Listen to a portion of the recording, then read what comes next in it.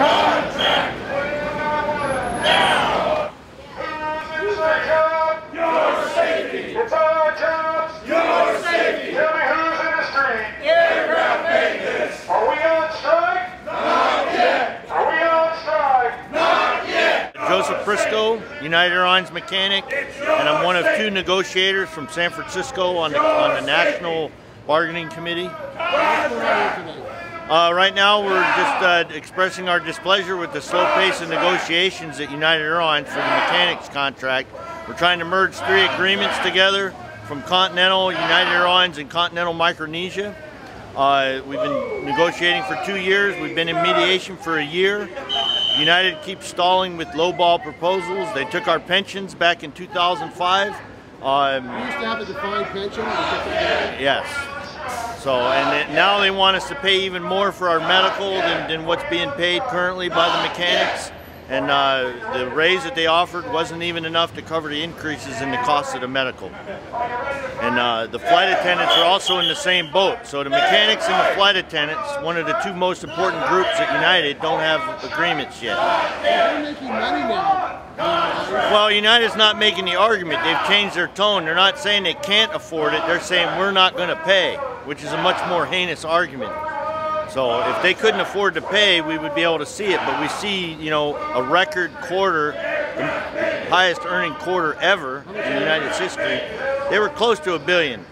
So they've got the money. They just don't want to pay. They keep coming back with this word, we have to be competitive and cost neutral on the pensions, but we currently don't have a pension program. We just have a small 401k contribution, and that's not enough. Now, when they proposed the merger, they said it would benefit both sides. Yeah, the CEO from United said that the benefit will be that all employees will have better job security, all this stuff, and that, yeah, we know we're going to have to pay, but when it comes down to writing the checks, they don't want to pay. So, and that's why everybody's out here today, because it's only going to get worse. This is just the beginning of what's going to happen over the next several months if United doesn't get serious and bargain with us in good faith. So what should people do who want to support your effort? They need to write to the CEO, they need to express their displeasure when they buy a ticket, and they need to, most importantly, keep an eye on what's going on, because it's aircraft mechanics and flight attendants. The two most important people for passenger safety aren't very happy right now.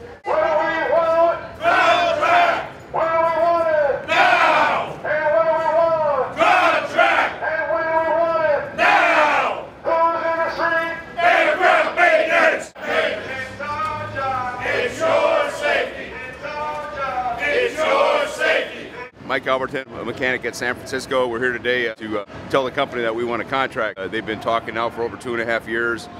Merged company, we're supposed to be amalgamated back in 2010. The CEO, Jeff Smizek, said that he wanted to have joint collective bargaining agreements as soon as possible. Here we're out 2014, still waiting. What are they saying to big issues, right? Big profits, right? Oh yeah, the real big thing, of course, is like pension, medical, you know, the typical stuff. Rates of pay and stuff like that. They want to pay you more? Well, I think ideally they want us to pay us what they're paying us, have us do more with less. You know, that's just my opinion, though. And then one thing that they filed for mediation back in November, and so we've been talking on and off for the last year with the mediator and all that stuff. So not really making no progress. You know, the last chain of talks kind of broke down. The mediator kind of sent everybody home. So we're here today. We want everybody to get back at the table, come up with an agreement. You know, so. Are they stalling giving you a contract? I don't know exactly what it is. You know, but well, yeah. Flight attendants are without a contract too. Yeah, I don't know exactly where they're at with their contract right now and stuff like that. But you know, it's like I want the company to move forward in a positive way too. But you got to treat you got to treat your employees like your customers, you know, and stuff like that, you know. Have mechanics fallen behind? I think so, you know, because even coming out of the bankruptcy, and then before the merger announcement, you know, I lost like a lot of my pension. We used to have an ESOP, lost all that stuff. So I've lost a lot of stuff working here for the last maybe 25 years back in June and stuff like that. So. So what are you saying today?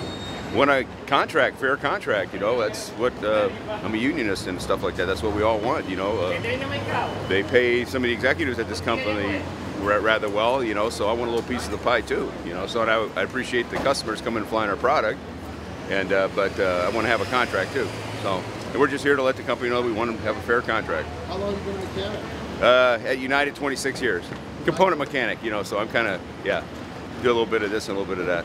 One thing good is some of the new aircraft we get, like the 777s, the company has put money into the interiors and stuff like that, and the product itself, which is good, because during bankruptcy, man, our planes were just, you know, not clean on the inside, it seemed like, and stuff like that, but they made a big improvement on that, so that's a change in the right direction, because people want to have a clean aircraft when they fly on it. Yeah, you know, and we got a lot of labor groups, the pilots, flight attendants, you know, customer service reps, you know, us mechanics.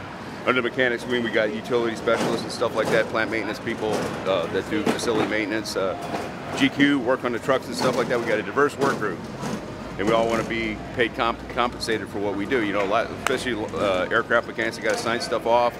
You know, you got a facility maintenance mechanic that's welding something or building a structure. You know, they got to be solid and safe because people are going to be walking on it. So, you know, you just don't do that, you know, that comes with time and skill, and a lot of people have gone to apprenticeship programs, you know, A&P school, you know, some people have got diverse skills. Aircraft maintenance! Who's gonna fight? Aircraft maintenance! Who's gonna fight? Aircraft maintenance! Contract! When do we want it? Now! What do we want? Contract! When do we want it? Now!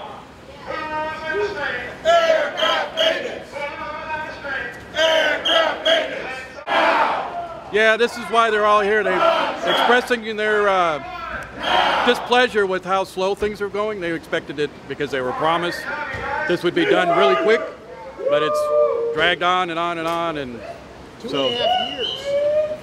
Yeah, I don't know if they want it. A lot of guys want to leave. You know, they're at that age where they want to retire. So, you know, they're looking for the pension and the medical, and the company's not really focusing on that. They just want our work rules back. They want a lot of the work rules back in exchange for the money, and guys aren't into that. So now, when you lost your defined pension, what did that mean? Meant a lot. Meant a lot of people couldn't retire. We got guys that are hitting 80. They can't leave. What they got from the PBGC is not enough. Some of these guys are going to make like $1,800 a month, and that's what they're supposed to live on. How do you survive in the Bay Area? You don't. They move out. They leave. A lot of guys will leave the country. Some will go back to the Midwest where it's really cheap. You know, and that's the only way they can live. You can't live that way. You can't even live with we're working barely here, let alone anywhere else. So have you lost real income over the last 20 years, 10, 20 years? Probably. I would say we have. You know, for what we do, you know, but the whole industry is like that, so it's kind of hard to say that it's just us. The whole industry is like that. So that's how they want to keep it cheap. Are they pitting one group against another? Is that their tactic? No, I think they're comparing us to different airlines, if that's what you mean, yeah. That's what I mean. Yeah. They try down low and they take less, you take less. Yeah. So that's the way this industry has always been. So somebody's usually got to take a stand and say, nope, this is where we're going, and that's where it ends up. But otherwise, or people say, no, we just stay where we are, and then nobody moves. Because that's what happens. So you get behind if you stay where you are. Exactly. And that's the pitfall. But they want work rules in exchange for all this money, but so far we haven't seen them even give us enough money to even think about any of the work rules. What kind of work rules do they want? Well, they want overtime, they want to change the overtime, they want to change... You get it after 8 hours. But not so much that. I think they want to change when they can have overtime. They want to be able to decide when the overtime is and how long it is. And we have both sides have different language in regards to that, and that's part of the problem, is trying to amalgamate that together. Well, they told you when there was going to be the merger that it would benefit both sides. So far, I mean, individually we're still okay, and I think that the company wants the synergies from the logistics point of view that they're not getting right now. So it's in their best interest, and ours for that matter, to be able to work together and things like that. But are you surprised that even though they're making record profits, $1 billion last quarter, they still want concessions from you? And no, to be honest with you, this company's been this way. I've been here 25 years. It's the way they've always been. This way, the bankruptcy, even before bankruptcy, we did that ESOP thing back then. It was all about them. So nope, I'm not surprised at all that they're still looking for that stuff. So They want it cheap. It's about keeping the labor costs down so that they can make money from everybody else. and there's a lot of angry people. People aren't happy. They don't have a contract. I think there's a lot more that are upset than the guys that are just like still okay.